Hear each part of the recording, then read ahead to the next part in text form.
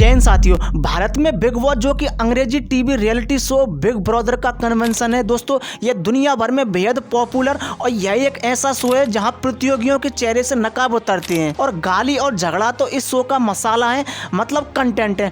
आपको बता दें, वास्तव में भारत में बिग बॉस शो का concept British TV reality show big brother के आधार पर तैयार किया गया था। अगर आपने कभी नोटिस किया हो तो इस रियलिटी शो के अंत में एडेमोल साइन ग्रुप नाम लिखा हुआ नजर आता है। यह production company Peaky blinders, the fall और ब्लैक मिरर जैसी सीरीज प्रोड्यूस कर चुकी है। दोस्तों, एडेमोल साइन ग्रुप प्रोडक्शन कंपनी का इस शो पर अधिकार है। अगर कोई भी देश बिग ब्रदर शो का concept copy reality show start करना चाहता है तो उन्हें इस प्रोडक्शन कंपनी से अनुमति लेनी पड़ती है।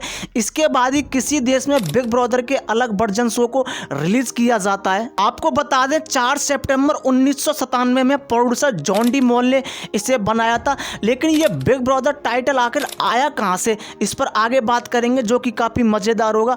हम आगे बात करेंगे कि कैसे यह शो इस्लाम के लिए खतरा बना था और यह जानवरों के लिए मनोरंजन बताया गया था। आपको शायद पता ना हो, इसके अलग अलग समय पर अलग अलग चीजें इसमें देखने को मिलती हैं। कैसे इसमें भाग लेने वाले लोग अपनी माओ के साथ भाग लेते थे, काफी कुछ आज की वीडियो में होगा। किसकी वॉइस है बिग बॉस में, आखिर कौन सी हीरोइन विदेश में बने इस शो को जीत कर आती है, तो चलिए दोस्तों देखते हैं आज की इस वीडियो में। बस बिग बॉस में आए हैं तो लड़ना ही तो पड़ेगा ना, चैन से थोड़ी ना जीने देंगे।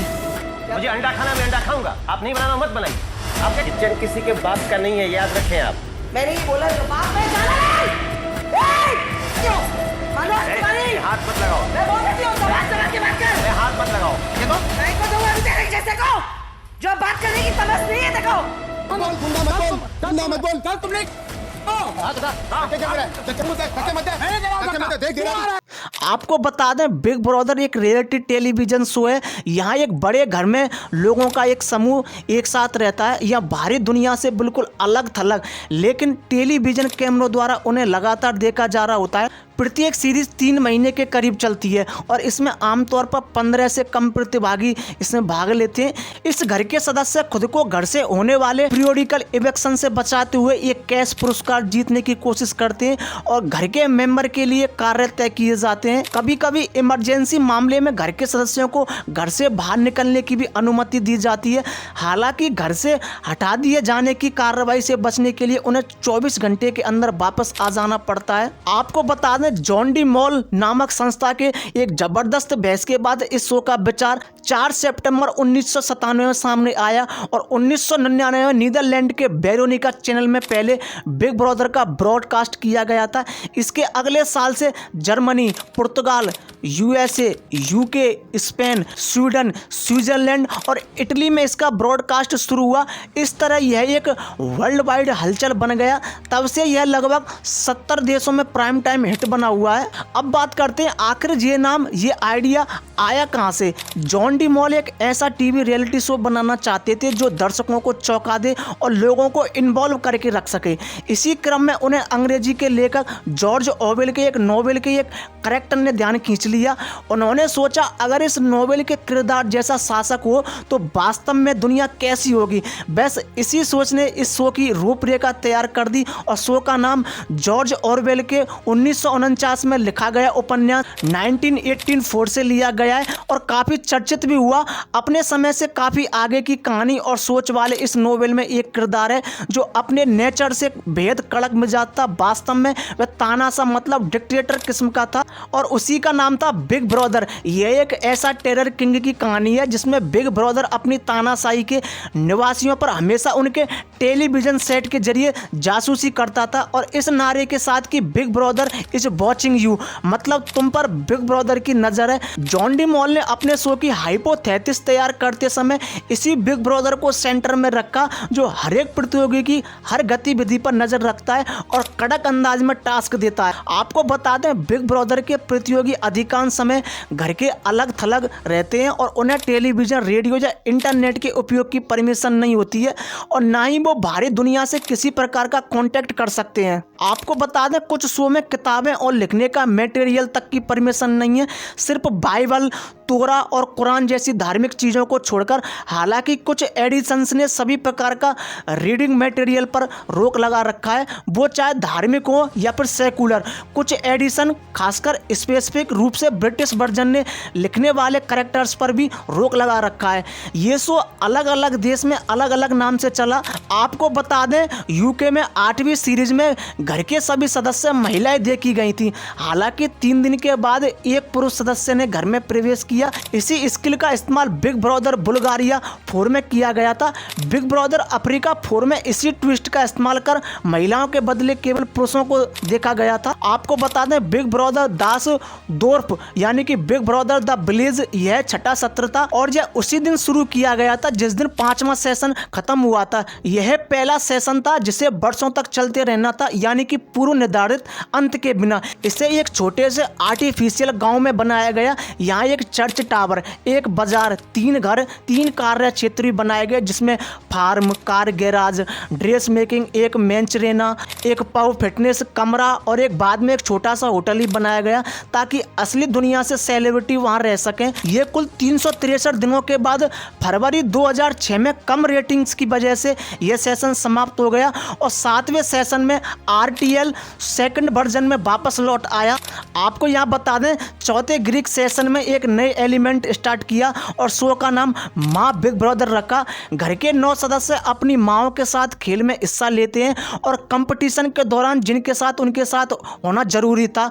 माएँ पुरस्कार नहीं जीत सकती थी, लेकिन एविक्शन तक उन्हें अपने बच्चों के साथ ही रहना होता था। हालांकि दर्शकों के बीच यह शो विफल रहा और इसलिए सेशन के बीच में ही वापस अपने ट्रेडिशन बिग ब्रदर फोरम में वापस लौट जाना पड़ा। बिग ब्रदर 5 बुल्गारिया 2010 के शुरू में, जिसकी शुरुआत पहली बार परिवार के साथ नए फोरम के साथ हुई जिसका नाम बिग ब्रदर फैमिली था। यह एकदम पहली बार पूरा परिवार, पति पत्नी, बच्चों और सगे संबंधियों के साथ घर में प्रवेश करता है और उन्हें वहां रहने के लिए सैलरी का पेमेंट किया जाता है और विजेता परिवार को पुरस्कार के रूप में बड़ी रकम, एक कार और एक अपार्टमेंट मिला। आपको बता दें, अरबी सैटेलाइट टीवी चैनल MBC ने reality TV show big brother के अपने वर्जन को सस्पेंड कर दिया था।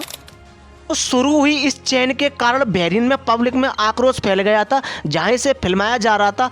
आपको बता दें, इसमें 1000 लोगों ने शो का विरोध किया और बहरीन के सांसदों के एक ग्रुप ने इस मुद्दे पर सूचना मंत्री से सवाल करने की धमकी भी दी थी। स्टेशन के एक प्रवक्ता ने BBC न्यूज ऑनलाइन को बताया कि शो के दोबारा प्रसारित होने की संभावना नहीं है। MBC के एक बयान में कहा गया है, हम मतभेद का कारण नहीं बनना चाहते और इसलिए MBC ने बहरीन एम्पायर से बिग ब्रदर प्रोग्राम के प्रोडक्शन को सस्पेंड करने का फैसला लिया है। आपको बता दें, इस प्रदर्शन के आयोजन में हेल्प करने वाली टीचर शाहनाज रवई ने कहा, मैंने शो देखा है और इसे रोका जाना चाहिए। शाहनाज रवई ने कहा था, हमारे धर्म में मजबूत मूल्य हैं जो कहते हैं कि लड़के और लड़कियों को एक साथ नहीं मिलना चाहिए। यह कार्यक्रम इस्लाम के लिए खतरा है और यह जानवरों के लिए मनोरंजन है। आपको बता दें, इसमें कहा गया है कि यह निर्णय इसलिए लिया गया है ताकि नेटवर्क पर यह आरोप ना लगे कि वह अरब यूनिवर्स के प्रॉपर्टीज और परंपराओं का अपमान कर रहा है। बिग ब्रदर के अरब वर्जन, जिसे अरबी में अल रईस का नाम दिया गया और इसमें अरब दुनिया भर से 12 हाउस वाइफ्स, जिसमें 6 पुरुष और 6 महिलाओं को बहरीन के आमबाज द्वीप पर एक विशेष ऑब्जेक्टिव से बनाए हुए घर में रखा गया। अब बात करते हैं भारत के बिग बॉस की। भारत में बिग बॉस रियलिटी शो का निर्माण एडेमोल साइन इंडिया ने किया था। आपको बता दें, बिग बॉस का पहला शो 3 नवंबर 2006 में सोनी टीवी पर प्रसारित हुआ। तब इसे अरशद वारसी ने होस्ट किया था।